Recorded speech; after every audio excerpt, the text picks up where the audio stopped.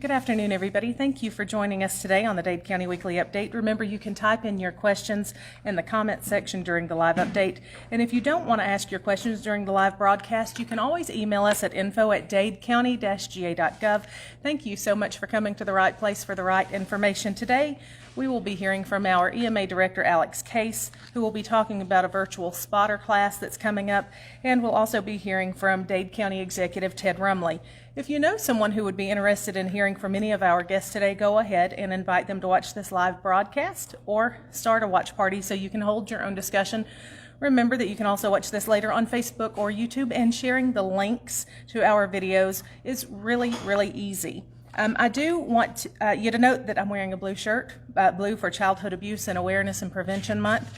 So that is this month, the entire month of April. If you know a child or suspect a child is being abused, or you suspect someone is having trouble with that, talk to Martha Baker, who is the director of Dade First Family Connections here in Dade County. She does a wonderful job helping connect people with resources to help end abuse. Also, you can talk with Anthony Dye, who is the director of Children's Advocacy Center here in Dade and Walker counties. So you can go ahead and give them a call. They are doing wonderful work with children. So, and also that's what the pinwheels are for. We had a couple of people say, why do you have the pinwheels on the square at the courthouse?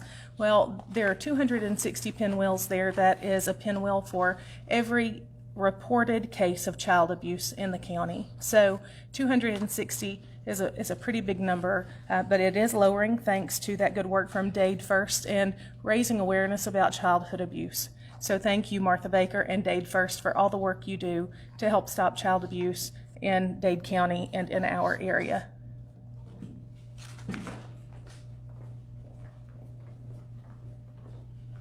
Good afternoon, everyone. I'm Alex Case, Director of Dade County Emergency Services, and I'd like to echo exactly what Carey said. I mentioned this Monday night at the City of Trenton. As those pinwheels are spinning, is knowing those cases are here in our area, just say a prayer for those families and those kids and those children, and hope that this slows down, those numbers get strong and very well. Thank you for all the work of the group of Martha and folks that continue to assist these children and their defects. We are, again, in our springtime storm season that we do in severe weather, and one of the most important things is our sky-worn storm spotters. Every few years, Dade and Walker County and the National Weather Service, we have to team up with them to host meetings. We've done a couple over here in the years and a few in Walker. We usually rotate back and forth. But this year, since restrictions of meeting rooms, it's going to be virtual. So a Skywarn is a volunteer program with more than 230,000 trained severe weather spotters. These volunteers help keep the local community safe by providing timely and accurate reports of severe weather to the National Weather Service. And what this does, as spotters train and they're reporting this in, that helps them determine how strong the storm is, what's happening, and how to predict watches, severe thunderstorm watches, tornado watches, or flood watches further up as a storm is moving. That's one of the things that during storms, we may have several calls from the National Weather Service asking how many trees we had down, what was the size of the hail that was falling, and things like that. And we have a few weather stations here that we monitor to see exactly what we got and how much rain and the wind speeds. And you know, who should attend these classes? This is anyone that's interested in weather. Amateur radio operators, all of our emergency personnel, just weather enthusiasts, and just a general public. And these topics will go over what's important, why these storm spotters are important, the basic thunderstorms, the relationship between the National Weather Service, media, and the emergency management, basic radar interpretations, identifying storms and potential severe weather features, and how to report this storm information, which is very important, then storm spotting safety and tips. You'll be able to go to the dadecounty-ga.gov, and our calendar events and in our weather news, and we also post the links on both of our Facebook pages of Dade County and Dade County Emergency Management. This will be next week, the 22nd, be next Thursday, the 22nd at 6 p.m. You just click on that link. If you go to the Dade County calendar on our website, and on the bottom of that, click here to register. It'll take you directly to logging in your information to register, and it's using GoToMeeting. You can use your phone, you can use your laptop or your computer. It will take you right to it, and you can attend the meeting. This helps us being prepared and getting information out to our public, and the more eyes we have looking at this stuff and giving reports, it makes it safer for the rest of the community and our neighbors with the way the storms move. I'm going to switch hats to the mayor position here for a minute. This Saturday, we have a group of individuals that will be meeting at Jenkins Park to do a cleanup day in some of the surrounding areas around the park this Saturday. And then next Saturday, they'll also be meeting, there'll be more information on the city's website and Facebook about just cleaning up areas within the city. Commissioner Monda Wooten has put this on before. Another group, several folks, Jennifer Blair has also assisted with a Scenic Dade group, and they'll be concentrating this Saturday at Jenkins Park. So if you use the park and you enjoy it and like to come down and volunteer some of your time, they're going to be working in some of the areas and outlying areas around the park to help keep it clean. They will be meeting at the parking lot beside the Scout Building around 8 a.m. And we appreciate everything you do. If there's anything you can do, you can get in touch with me at 423-718-2111. And if there's any information, again, about this storm spotter class or anything emergency service-wise, we have great links on our current website for our hub information. If you're interested in volunteering with our hub, with our church organizations and volunteers and groups that help with our shelters and actually turning up some of their churches as shelters during storms, we're really continuing to move forward on that project and appreciate everyone's help. So have a good afternoon.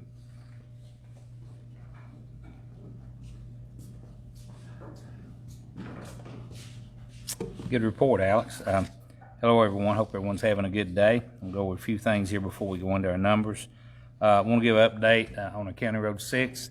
We've had a little setback, not too bad up there, but it's going to extend on into a few more weeks here, it looks like. We got right at the top there, and we're fixing to actually get ready to start laying blacktop, and we found another water or spring source there right in the road there, and actually found 2 drainage pipes up there that were not documented when the road was built, that had been covered up over the years, that were totally saturated with water. So we have dug, actually they've got them dug out and actually putting them back right now and compacting all that back. But I don't think it's going to extend it that much longer, but we'd rather give too long. It's not long enough. So I'm looking in reality probably a couple of weeks. Billy's saying 4 to 6 weeks, but if we get this weather like we got today, we're going to be really doing good. Because as always, the rain showers, the rain can slow us down. But we're working on it every day. The vaccination station downstairs, our health department, Carey informed me a little while ago, we've got plenty of vaccine, so there's no reason for you not to get a shot. I mean, if you want it, you can call in and get an appointment and get in. Also, they're down at the park today. They were down there this morning. They were given a vaccine also. Of course, that's through a primary. You have to call them just like you do the health department, make an appointment. And down there is a little different. You can drive through and get your shot there without getting out of the car at the 4 fields with primary. Down here, you do have to come in, but they ask you now to stay in your car there, right here, Carey, because I noticed that sign today. Before your appointment, 15 minutes before your appointment. Yeah, right. So 5 minutes before your appointment, you can come in. That's right. So if you're really early and try to get there, then you're going to be sitting out there waiting, which is fine, But they've changed that. Because at first we had a lot of people coming in. Right. Those hallways were full down there. I mean, they were, So anyway, that's not too much to ask, but you do have to call, and our numbers to calls. She's got them on her website. So the people out there that want to get vaccinated, there's no reason why you can't do that. The driver services, they'll be here next Monday. That's on the 19th for those of you that need that service as far as on your driver's license renewals. The Fred's store, the Fred's building down there to the new market's moving in. They're really moving on that. They've actually got a lot finished. Some of the crews have pulled off, and they've got other people in there doing other jobs. They're running on schedule, but they won't give me a direct opening date yet. But we'll keep you up to date on that, Mayor Case and myself, as that goes along, and I'll let you know when that grand opening is going to be. I do want to let you know we are working on a lot of other things going on in the county pertaining to retail and also with commercial. Don't have anything positive, but that's a never-ending thing to try to solicit things and bring them into the county, and it's really it's looking pretty good on some things. So bear with us on that, and we'll keep everyone updated on the problem they're having, though. Is, and I mean, it amazes me. From Vanguard to all of our businesses, right on down to our restaurant facilities, Hardee's, McDonald's, it's finding people that want to work, people that actually that will come in and want to work and give them a good day's work for a good day's pay. So, if you know of anyone out there, young, old, whatever, they're really hurting. I mean, the workforce are really hurting right now. And, even the plants down there, Vanguard, they're hurting for employees. So that's something that we really need in the future. We're going to have to address, however we do that. I mean, I've not run into that, and since I've been commissioner, really, most of the time it's right the opposite. We're out here trying to find people jobs, but now it's reversed. And so you need to kind of, step up to the plate there if you're out there, and even if you're, getting to the end of your unemployment or done unemployment, get back in the workforce. We need you bad. We still have a grant program right now going on, and that will go on in, from what I understand, on up into the year, toward the end of the year. That's for people that's been affected by the COVID.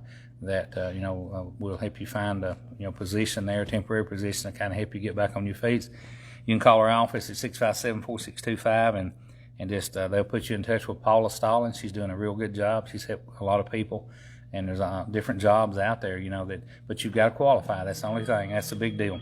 So, that's what we've had a lot of people apply, and there's been several, that really they're like one or two little things, and it's not Paula. It's not her fault. It's guidelines that the federal and state people hand down to her that she's got to follow. So anyway, the Jenkins Park cleanup, that's going to be a big day tomorrow, and also into next weekend. Like I said, Alex has had several people, and so the organizers, and there is some places, I didn't realize it till I seen some pictures they'd sent us that are really trashed up. They get a lot of garbage that's blown from up toward the Ingalls and that area, and different areas right there, all the way to Pizza that's blowing it down there, and it seems like that's where it winds up into the tree line down there. So there is some places down there that needs it drastically around the stream and around the park there. Let me see here if I'm forgetting anything. Also on Saturday morning, April 17th at 10 o'clock at the corner of 136 and Sunset Drive. That's just at the top of Lookout Mountain. Our chamber and Dade Alliance are combined, of course, but they're putting up what's called a blessing box up there, and it's a real heavy box there. That will help people in need, and as far as food, it's kind of like a mini food pantry. There's a lot of those throughout the country, in different places that a lot of people don't even realize they're there. But it's people that that not only need food, but it gives you a place to try to help and give back. When you buy your groceries, get a few extra cans or whatever, to replenish that, So it's a good thing. It's one of the, I guess it's the first one we've got in Dade County, isn't it? Do we have one anywhere else? I mean. Yep, that's the library. That's right. I kept forgetting. That's been there. Yeah. But that's it. Yeah. So that's going to be it. And they did mention here they need some people with muscles, because it is a very heavy box. So if you can attend that, even just for a little while, try to go there and spend a little time and try to help get that set up. And the high school construction trade helped. That's true. That was really amazing. The high school over here, they teamed up with them, and that the construction trades team. They built that thing and did a real good job. And who's the teacher you told me? Who is the person? Howard, Mr. Howard. He's a special person over there. I hear nothing but good about him, and he's doing a really good service. He's a teacher, but he's doing a good service to our children and our young men, and very, very smart person, and we appreciate him also, as we do all of our teachers. But he's kind of stood out in the last few weeks because he's really stepped up to the plate, and the students over there. April is Sexual Awareness Month. The Sexual Assault Victims Advocacy Center is having a awareness walk, and My Voices Matter. It's Friday, April the 16th at Dade County Sports Complex between 11 and 2. And everyone's welcome. It'll be a special event down there. And I don't know. Is there got any events like any food or anything? I mean, No, it's just a walk. That's what I thought. Yeah, it's just a walk, and it's a drop by. So they're just asking people to drop by between 11 and 2. Okay. All right. And if you don't know what what that is or what's involved in it, you need to go down there because they'll have brochures, I'm sure, and everything, and any questions that you might need to ask that they could be answered in there today, because it's a special group of people there that actually support this group. Our Tire Amnesty Day, that of course we've been advertising this for a while, but it is May the 1st, and it's from 9 till 3. That's on a Saturday. I know I'll be down there, and most of the commissioners will be there. We'll have people from the Sheriff's Department helping us. We'll also have trustees there to help, so that's a big day. It was, several years ago when we had that, when, of course, Alan was always kind of spearheaded that. His daughter's gotten deeply involved in it right now, and she'll be there, I'm sure. So it's going to be a big day, and it'll help a lot of the people that have tires, laying around their farm or around their houses. Gives them a chance to get rid of them, and at no cost. We allow 20 tires, come in on a trailer, and that's being fair to everyone, as far as the small to the large people, or people that's got a lot of tires. But we do ask, that if you bring multiple trailers, or if you've got someone picking up tires for you, that person to actually have an address for the tires. If you come back the second time, we just ask that makes it fair to everyone.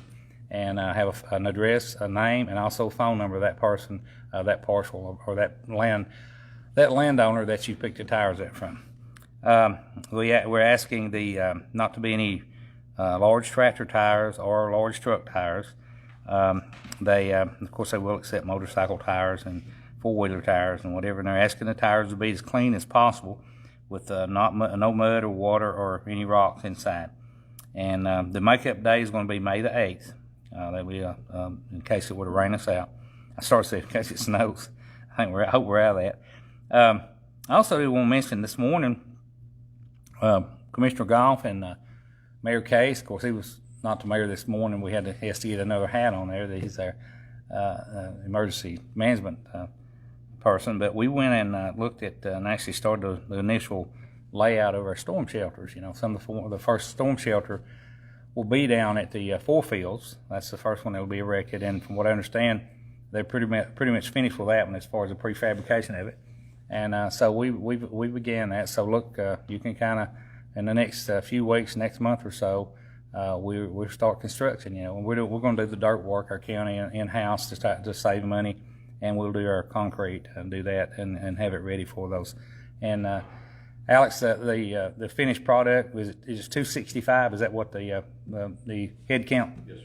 It'll hold 265 people. So it'll be a good thing, and we'll build the ones that we can now, and hopefully we can acquire property on Lookout and maybe possibly other parts of the county. Because the county's got to belong to the government. It's got to be government-owned property, and that's where we run into a couple of issues there. And it's from what I understand, they won't even allow a long-term lease. It's got to be owned by the county.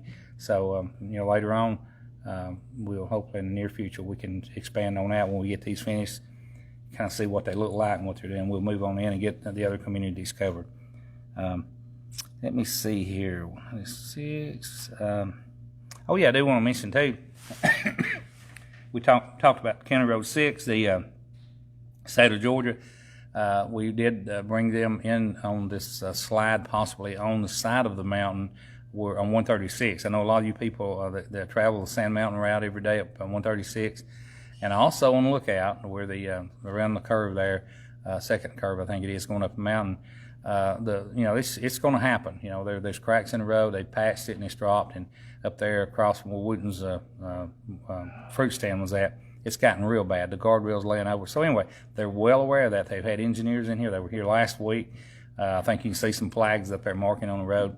and they're going. I think from what I understand, they've got some a drill crew coming in. They're going to drill in there and get down and see what's going on, and so look for that to be finished by summer.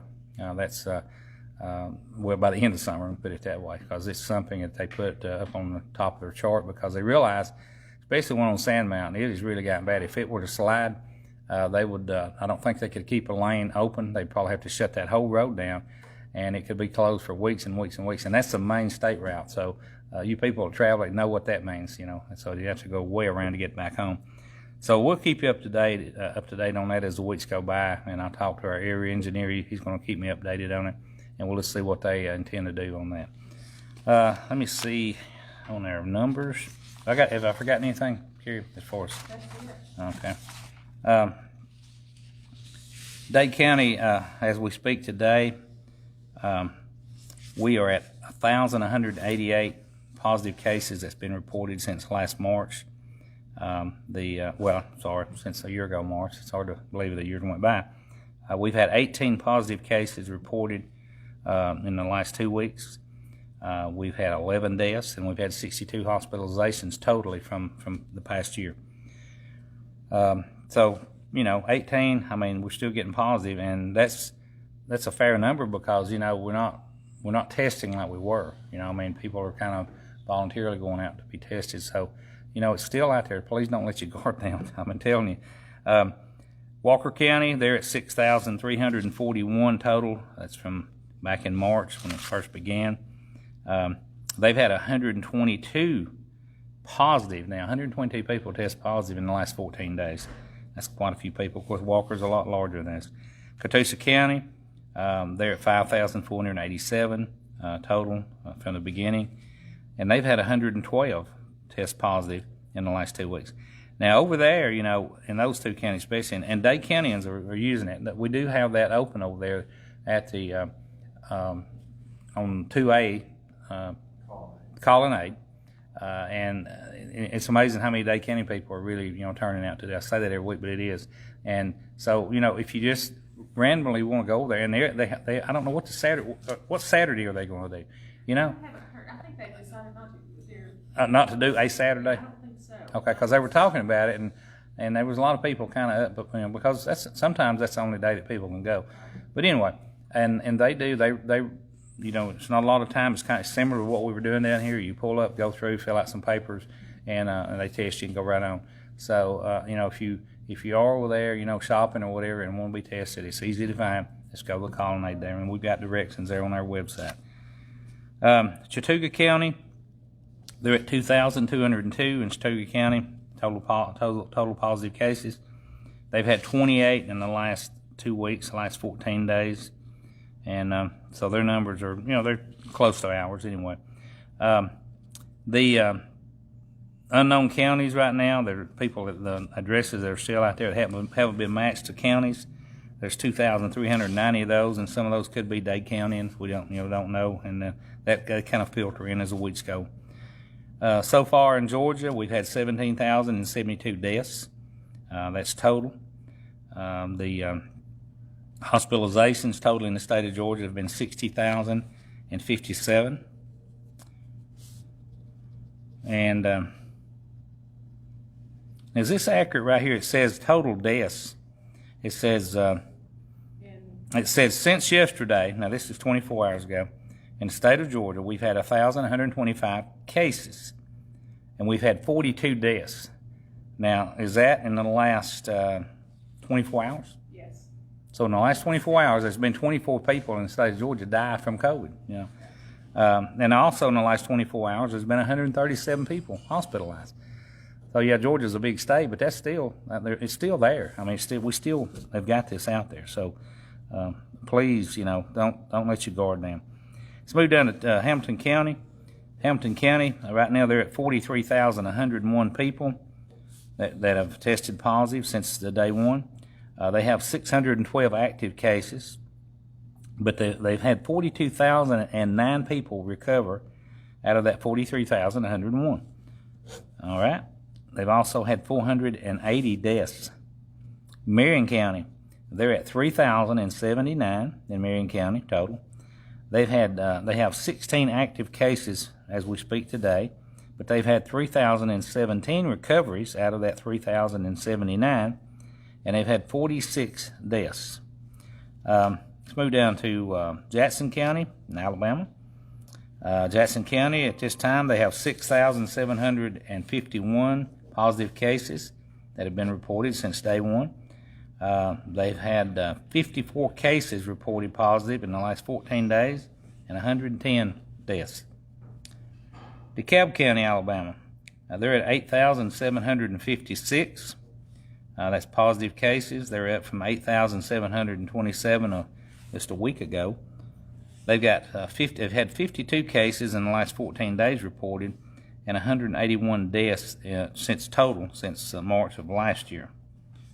Okay, the numbers are, they're not just really increasing, but as I said 3 times, this is really it's still out there. So please try to wear your mask. Look for the governor to probably totally relieve his emergency order, probably April the 30th. And as we've mentioned before, he's already lifted the mask and the 6-foot mandate as far as to churches and gatherings and all that.